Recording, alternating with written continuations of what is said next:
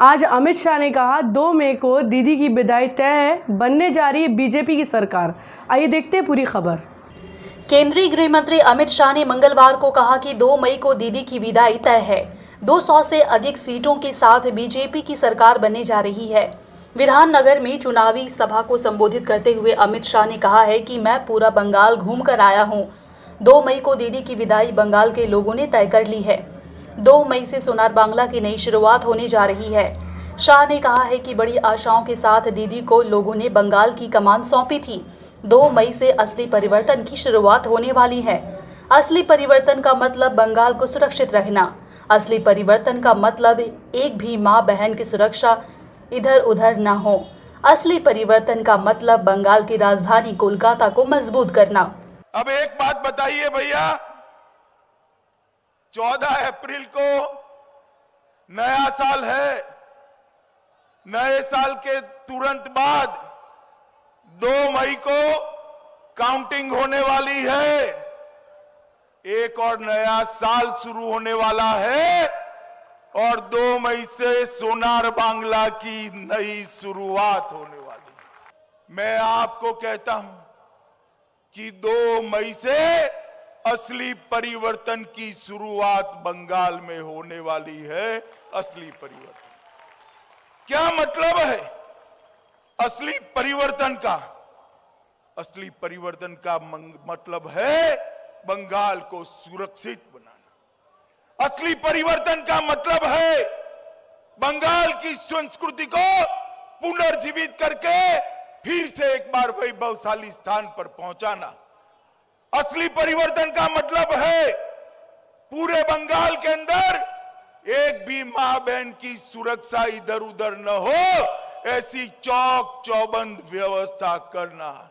असली परिवर्तन का मतलब है बेरोजगारी के लिए रोजगारी की व्यवस्था करना। और असली परिवर्तन का मतलब है 24 परगना और बंगाल के पाटनगर, बंगाल की राजधानी कलकत्ता को इंफ्रास्ट्रक्चर के रूप से मजबूत करना और आगे बढ़ने की जरूरत। दीदी की विदाई तय है। कोई बड़ा नेता सत्ता से जाता है तो उसकी विदाई धूमधाम से करनी चाहिए। ऐसे में 200 से अधिक सीटें जीतकर हम दीदी की विदाई करेंगे। अमित शाह ने कहा है कि दीदी की सरकार के जाने के साथ ही साथ ढेर सारा परिवर्तन आएगा। मैं आपसे पूछना चाहता हूं कि बंगाल की जनता को आयुष्मान भारत का लाभ मिलना चाहिए या नहीं। 2 मई को दीदी की विदाई कर दीजिए, आपको सभी सुविधाएं मिलनी शुरू हो जाएंगी। अमित शाह ने कहा है कि उत्तर बंगाल घुसपैठ से परेशान है। गरीब का चावल घुसपैठिए खा रहे हैं। घुसपैठ अगर कोई रोक सकता है तो वो केवल भाजपा रोक सकती है। एक बार बीजेपी की सरकार बना दीजिए, आदमी तो क्या परिंदा भी इधर पैर नहीं मार सकेगा। 70 साल से हमारे लोग जो बेगाने पड़े थे उन्हें नागरिकता दी जाएगी। अमित शाह ने कहा है कि दीदी हमें बाहरी बोलती हैं। मैं उनसे कहना चाहता हूं कि मैं भारत में ही जन्मा हूं और मर भी जाऊंगा तो भारत की मिट्टी में ही मिट जाऊंगा। मैं नहीं, यहाँ के घुसपैठिए बाहरी हैं। दीदी इसे समझें। बंगाल के विकास के लिए दीदी ने कुछ भी नहीं किया। उन्होंने 10 साल भतीजे के कल्याण के अलावा कुछ भी नहीं किया। दीदी के मन में भतीजा कल्याण की ही चिंता रहती है। मोदी कानून का शासन लाना है, दीदी सिंडिकेट का कानून लाना चाहती है। आइए सुनाते इसके अलावा उन्होंने क्या कुछ कहा। 24 परगना के लोगों को आप बताइए, बंगाल के अंदर घुसपैठ रुकनी चाहिए या नहीं रुकनी चाहिए? सुनाई नहीं पड़ता है। रुकनी चाहिए या नहीं रुकनी चाहिए? मित्रों, मैं आज अभी उत्तर बंगाल से आया। खून के आंसू रो रहा है उत्तर बंग। घुसपैठ से परेशान है। बेरोजगारी कोई रोजगारी घुसपैठिए ले जाते। गरीब के चावल घुसपैठियों के पेट में पहुंचते, गरीब भूखा रहता है। बंगाल असुरक्षित बना है। ये दिन दूर नहीं है कि कलकत्ता में भी घुसपैठ का प्रॉब्लम आने वाला है। मुझे बताइए, ये घुसपैठ रुकनी चाहिए या नहीं रुकनी चाहिए? जोर से बोलिए, रुकनी चाहिए या नहीं रुकनी चाहिए?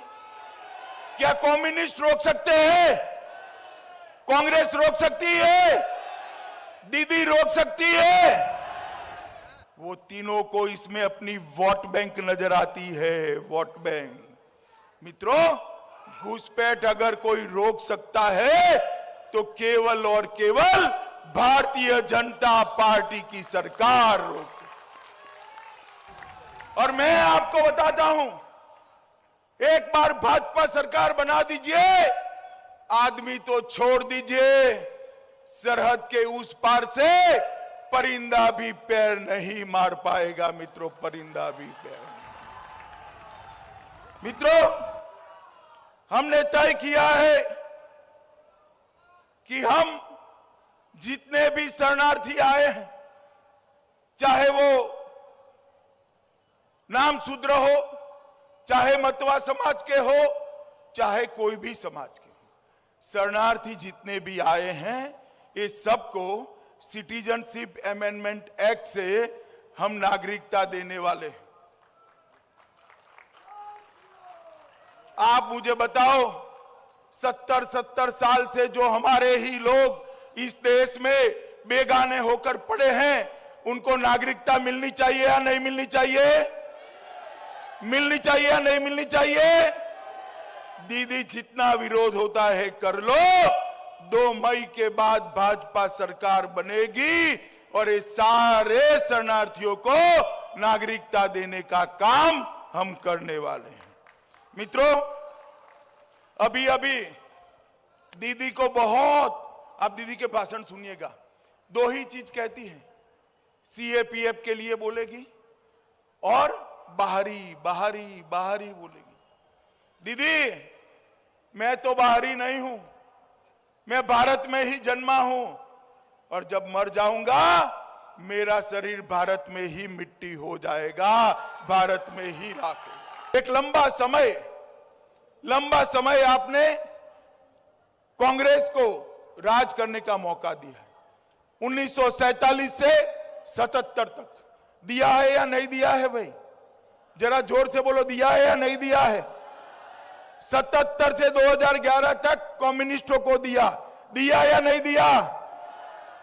और 11 से 21 तक दीदी को दिया या नहीं दिया? एक 5 साल नरेंद्र मोदी को दे दीजिए, 5 साल में हम सोनार बांग्ला बनाकर आपको देंगे। 5 साल में बंगाल को भारत का सर्वप्रथम राज्य बनाने का हम निष्ठा से प्रयास करेंगे।